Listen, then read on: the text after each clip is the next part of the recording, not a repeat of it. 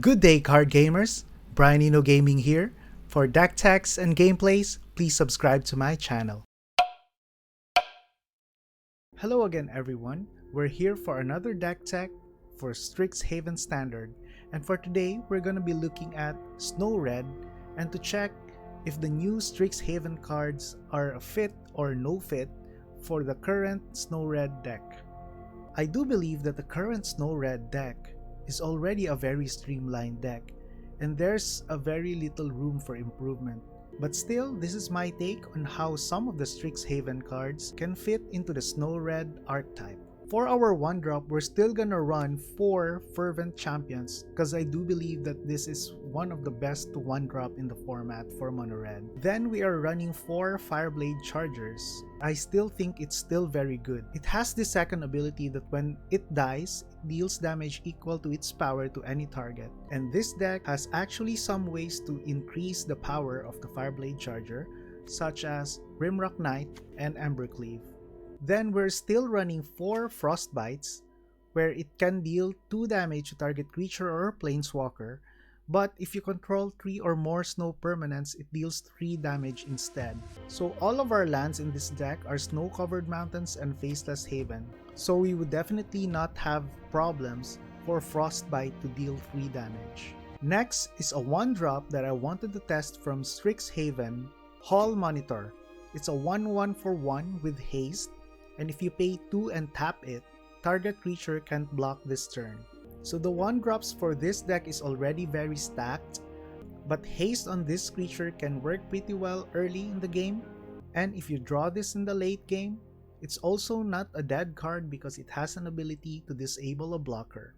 Another card that I really like from Strixhaven is Flamescroll Celebrant. It's a 2/1 for 2, and it has an ability that whenever an opponent activates an ability that isn't a mana ability, this creature deals 1 damage to that player.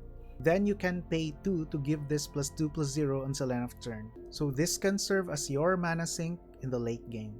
I am only running 2 Rimrock Knights because honestly, I'm not really a big fan of this card. And with the addition of Flamescroll Celebrant, I do believe that it's okay to reduce the number of Rimrock Knights into 2.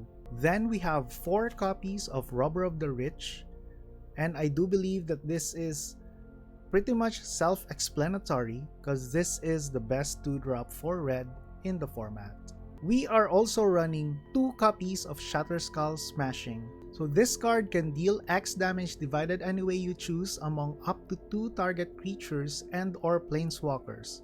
If X is 6 or more, this deals double the damage. You can also drop this as a land. And then no changes for the rest of the cards, so we're still running 4 Bonecrusher Giants. It's a removal early on, and it's a big 4/3 for 3 in the mid game to late game.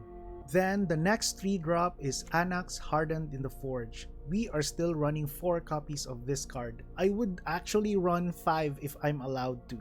Always remember, Anax is a legendary creature, and you can actually drop a second Anax, trigger the legendary rule, and create a bunch of 1/1 creature tokens. And speaking of creature tokens, you can never go wrong with 1/1s if you have Torbran. So Torbran is a legendary creature that if a red source you control deals damage, it will deal that much damage +2 instead.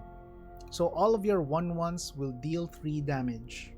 Last but not the least is the MVP of SnowRed, Embercleave. This card has flash, and the cost for playing this card costs 1 less to cast for each attacking creature you control. Then you get to equip this for free the moment that this hits the battlefield, and equipped creature gets +1/+1 and has double strike and trample. That's really good value in 1 card. And always remember, when the initial target dies, you can easily equip this to any of your other units for 3 mana. And take note that Fervent Champion has this ability, so don't forget that you can equip your Embercleave to your Fervent Champion for free. The mana base is straightforward with 16 snow-covered mountains and 4 Faceless Haven for additional power on the board. For our sideboard, we're running one Soul Guide Lantern as a way to interact with graveyards. Then we are running 2 copies of Scorching Dragonfire for extra removal. Remember, we're expecting a lot of mono red and aggro decks in this stage of the metagame. 2 copies of Shredded Sails for your artifact removal or as a way to deal with flyers.